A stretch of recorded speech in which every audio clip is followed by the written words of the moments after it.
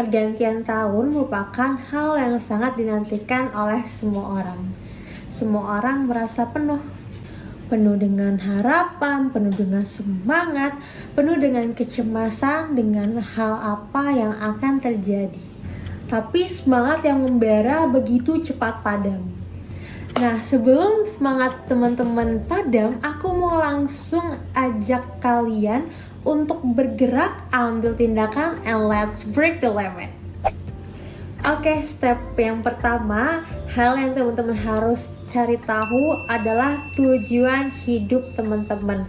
Nah, ini karena yang udah sering aku bilang juga ya, kalau misalnya kita melakukan sesuatu tapi kita nggak tahu tujuannya apa sih, gunanya apa sih, itu jadinya akan useless, jadi nggak tahu arahnya kemana juga. Nah, daripada 2024 gak tahu arahnya kemana, sekarang di awal aku ajak teman-teman untuk mengetahui dulu apa tujuan hidup dari teman-teman. Caranya bagaimana? Yang pertama, teman-teman bisa bertanya ke diri sendiri, misalnya kayak hal apa sih yang aku sukai, hal apa sih yang penting buat diriku. Nah, itu bisa ditanyakan ke teman-teman sendiri. Kemudian cara yang kedua, teman-teman bisa lebih menerima akan diri sendiri. Let's say menerima kekurangan yang ada. Tapi kalau misalnya teman-teman tahu limitasi diri sendiri, terus tahu kalau ada kesalahan, itu bisa dijadikan sebuah peluang untuk lebih berkembang lagi. Kemudian cara berikutnya yaitu teman-teman bisa cari tahu nih hal apa yang teman-teman suka untuk lakukan. Contohnya kayak aku seneng banget kalau bisa bantu orang atau berguna buat orang lain. Nah, makanya aku bikin video di YouTube supaya aku bisa sharing nih hal-hal yang aku ketahui dan hopefully bisa membantu yang nonton video aku. Nah, yang terakhir, teman-teman bisa cari ide sebanyak-banyaknya. Cara yang paling mudah yaitu teman-teman bisa berbicara atau ngobrol nih sama orang. Ya, misalnya orang random di angkutan umum atau misalnya di kantor. Yang penting open up to conversation aja. Karena ketika kita berkomunikasi dengan orang lain, itu kita akan bertukar pikiran dan kita bakal lihat POV yang berbeda. Nah, itu dengan kita berconversation seperti itu, kita akan dapat ide-ide dan gagasan nih. Dan juga selain ngobrol sama orang, teman-teman bisa baca buku, baca berita, atau misalnya scroll di medsos, tapi jangan kelamaan ya. Nah, kalau misalnya teman-teman udah mengetahui tujuan hidup teman-teman di 2024 ini apa, itu akan lebih mudah untuk setting goals. Nah, tahapan berikutnya terkait dengan setting goals, kenapa sih penting? Karena goals ini akan menjadi penunjuk arah hidup. Misalnya kita ibaratkan aja ya, teman-teman, untuk perjalanan dari rumah ke sekolah misalnya, itu kan harus melewati beberapa jalan.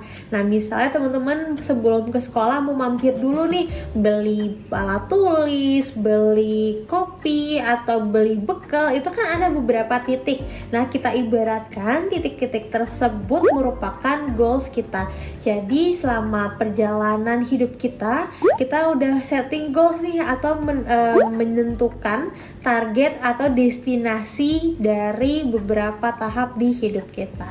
Nah, kalau misalnya teman-teman di awal sudah tahu nih beberapa goals yang mau teman-teman capai, maka hidup kita akan lebih terarah untuk mencapai goals tersebut.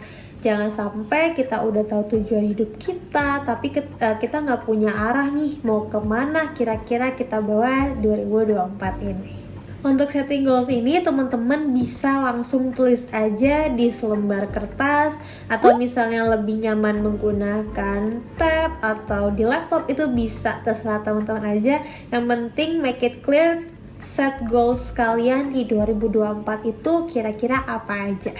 Kalau teman-teman udah tahu nih tujuan hidup di 2024 apa, udah setting goals, udah nentuin arah hidup teman-teman mau seperti apa, langkah selanjutnya yaitu memikirkan hal yang kita inginkan agar menjadi sebuah kenyataan atau kita sebut sebagai manifestasi. Kalau teman-teman familiar sama law of attraction, jadi ketika kita berpikiran positif, maka itu akan berdampak positif juga ke diri kita sendiri. Nah, ini sama, kita mau memanfaatkan hal tersebut, jadi kita memikirkan hal-hal yang memang kita inginkan untuk tercapai gitu ya, supaya nanti bisa menumbuhkan semangat tertanam di mindset kita, dan kita hopefully beneran bisa mencapai atau memiliki hal tersebut.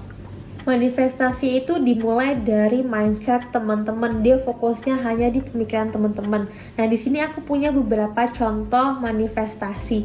Yang pertama yaitu kasih banyak-banyak afirmasi ke diri sendiri setiap saat dan selalu bersyukur atas yang kita miliki. Contoh kasih afirmasi positif ke diri sendiri itu seperti apa sih? Misalnya, ayah, kamu pasti bisa kok melewati hal ini, kamu udah melakukan hal yang baik sejauh ini, jangan pantang menyerah. Nah, hal kata-kata seperti itu sangat dibutuhkan ya untuk diri kita, karena ketika kita berpikiran selalu positif, maka yang kita lakukan outcome-nya itu akan lebih positif lagi. Dan jangan lupa untuk selalu bersyukur, karena ketika kita bersyukur, maka kita akan dijauhi dari hal-hal yang negatif, dan kita akan lebih menerima akan yang kita miliki dan terus berusaha menjadi lebih baik lagi. Yang berikutnya yaitu speak into existence, yaitu misalnya teman-teman mengungkapkan tujuan, pemikiran, atau aspirasi sebagai sarana untuk mewujudkan suatu hal tersebut menjadi sebuah kenyataan. Misalnya teman-teman bisa ungkapin nih hal-hal yang nyata atau hal-hal yang real gitu ya. Misalnya, aku bisa menerima beasiswa LPDP di tahun 2024 ini. Amin, misalnya seperti itu. Atau misalnya teman-teman bisa sebutkan, aku akan menjadi seorang dokter yang baik. Nah, itu bisa menjadi manifestasi untuk diri sendiri. Karena kalau misalnya kita menyebutkan hal konkret seperti itu, maka itu kan rasanya lebih real gitu ya, dan juga sebagai doa, dan semoga aja hal tersebut bisa terwujud. Nah, hal selanjutnya yaitu sadari ketika kamu memiliki negative mindset. Kamu harus tahu hal apa yang mendasari pemikiran tersebut dan merubah hal itu menjadi yang lebih optimis lagi. Misalnya kamu merasa bahwa gue mah gak bakalan bisa melakukan hal tersebut. Nah, kamu coba cari tuh, sadari bahwa itu tuh hal negatif, gak boleh dilanjutin lagi, yang gak boleh diterusin lagi itu kalimat. Dan teman-teman harus tahu kira-kira hal apa sih yang bikin aku tuh sampai kepikiran bahwa aku gak bisa. Apakah aku kurang belajar atau aku kurang mengasah skill, itu harus teman-teman cari tahu. Dan setelah teman-teman ketahui, coba ubah negatif mindset tersebut menjadi hal yang lebih optimis lagi, bahwa aku bisa pasti mencapai hal tersebut kalau misalnya aku lebih effort dibandingkan sebelumnya. Nah, hal-hal tersebut itu perlu banget diketahui dan disadari oleh teman-teman. Setelah teman-teman udah tahu nih manifestasinya kira-kira apa aja, udah set listnya kayak yang tadi aku share, next stepnya adalah ayo kita take into action. Kita mulai tuh proses manifestasinya secara nyata, yaitu dengan buat vision board. Vision board ini menurut aku tuh berguna, dan aku udah lihat beberapa orang secara real gitu ya, udah bilang kalau vision board tuh guna, dan at the end of the year kalian pasti akan lihat ada beberapa hal yang benar-benar tercapai sesuai dengan vision board yang udah kita buat. Gunanya vision board itu adalah untuk membuat kita tetap fokus nih sama visi, misi, tujuan kita di tahun tersebut, supaya kita keep on track sama hal yang kita udah inginkan, udah kita set di awal tahun. Dan juga vision board itu juga akan sebagai pengingat nanti tujuan niat kita tuh sebenarnya apa. Jadi kan kalau kita bikin yang real konkret dalam bentuk vision board, itu kita bakalan lebih sadar lagi, bisa dilihat-lihat, terus bisa menjadi reminder, bisa bikin jadi semangat lagi. Di tahun 2024 ini baru pertama kali aku bikin vision board, karena biasanya aku tulis goals aku tuh cuman di post-it tempelan doang. Nah kali ini kita bareng-bareng aku ajak teman-teman untuk bikin vision board, and let's see di akhir tahun 2024 apakah ada salah satu dari yang teman-teman taruh di vision board menjadi kenyataan. Hal yang menjadi kenyataan itu bukan berarti harus sebuah profesi atau pencapaian dalam yang bisa diukur dalam bentuk uang, itu enggak harus seperti itu, tapi bisa aja perubahan hidup yang lebih sehat, atau misalnya teman-teman udah lebih positif lagi. Nah itu pencapaian yang kita mau tuju nih di tahun 2024. Last but not least yaitu planner.